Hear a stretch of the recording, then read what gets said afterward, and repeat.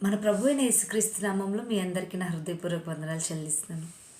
ఈరోజు నేను ఒక ప్రశ్న మిమ్మల్ని అడగబోతున్నాను. ఒక ప్రశ్న నీ జీవితాన్ని పూర్తిగా మార్చగలదు. ఆ ప్రశ్న ఎవరో మనిషిని అడిగింది కాదు.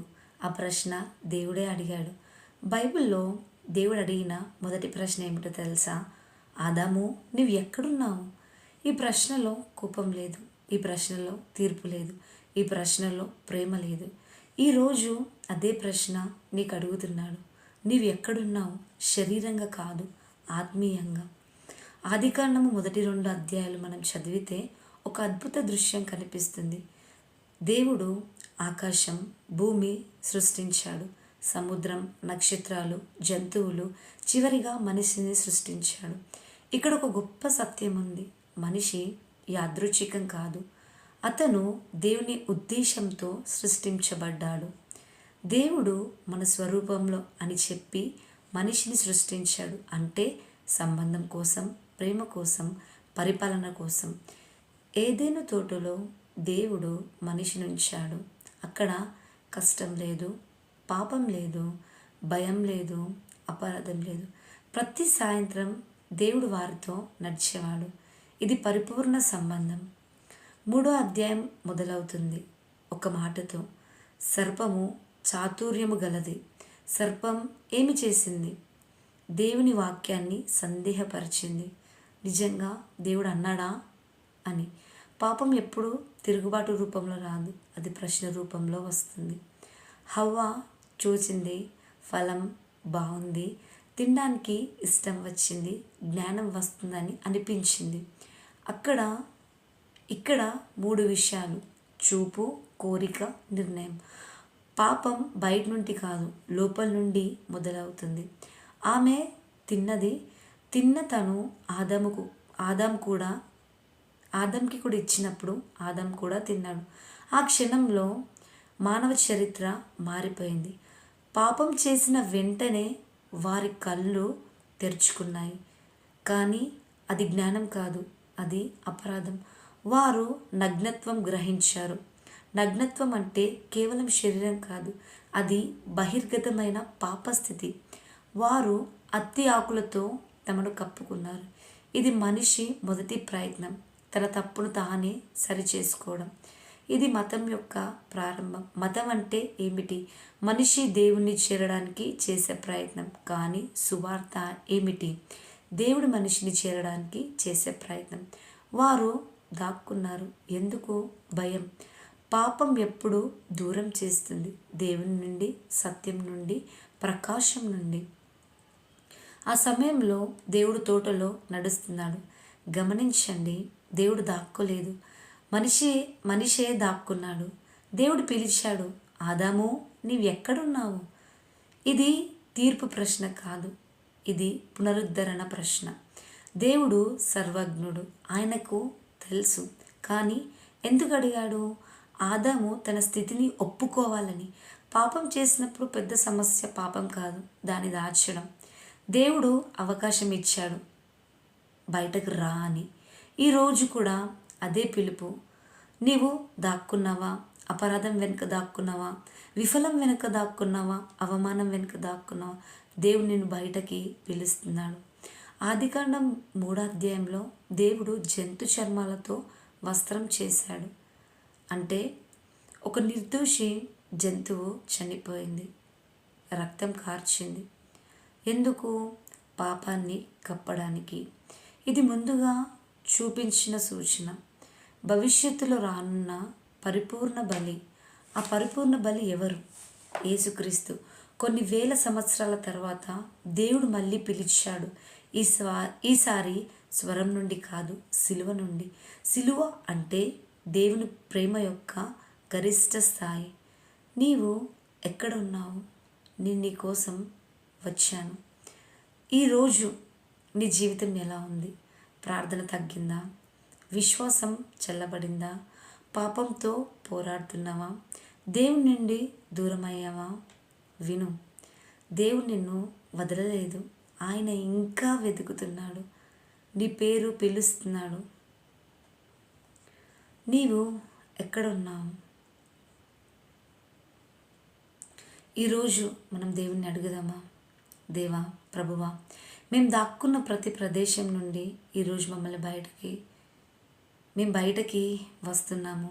అపరాధం నుండి, భయం నుండి, పాపబంధం నుండి నీ పిలుపు విన్నాము, ఇక్కడ ఉన్నాం ప్రభువా అంటూ మన దేవుణ్ణి ప్రార్థించుకుందామా?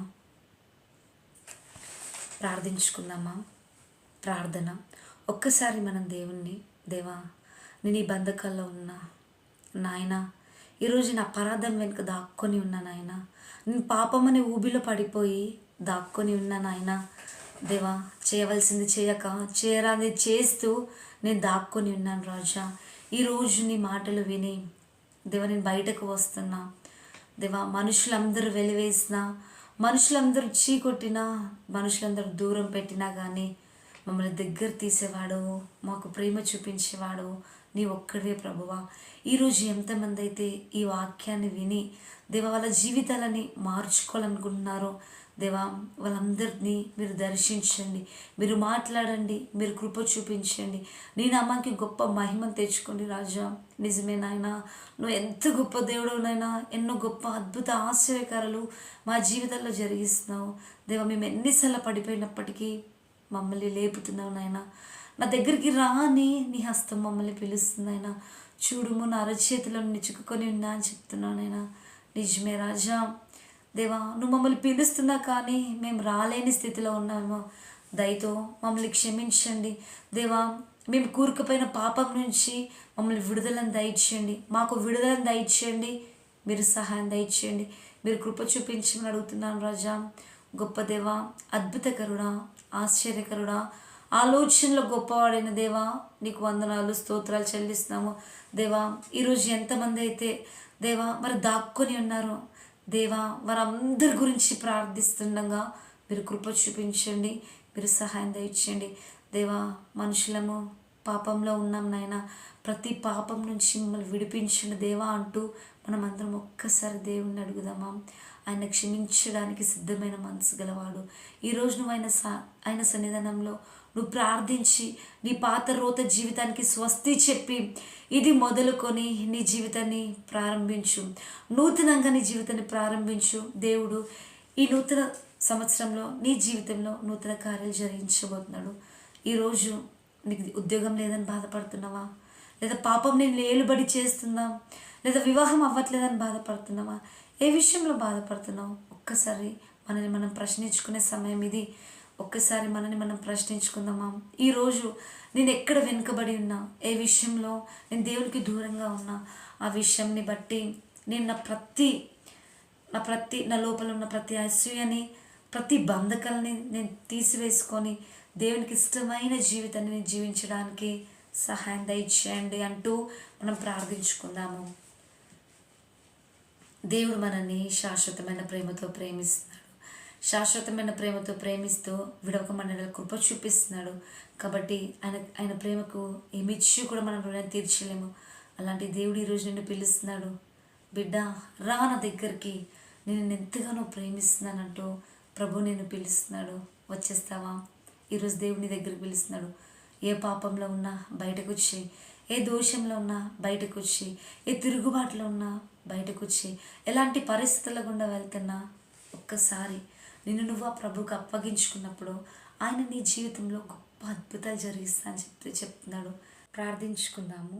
ప్రేమగల తండ్రి, కృపగల దేవా, మమ్మల్ని మిక్కిలిగా ప్రేమిస్తున్న ప్రియ పరలోకపు రాజా, ఈరోజు ఆదికాండం నుంచి కొన్ని విషయాలు ధ్యానం చేసుకోవడానికి మీరు ఇచ్చిన కృపను బట్టి ఎంతగానో కృతజ్ఞతాస్తుతులు చెల్లిస్తున్నాను దేవా.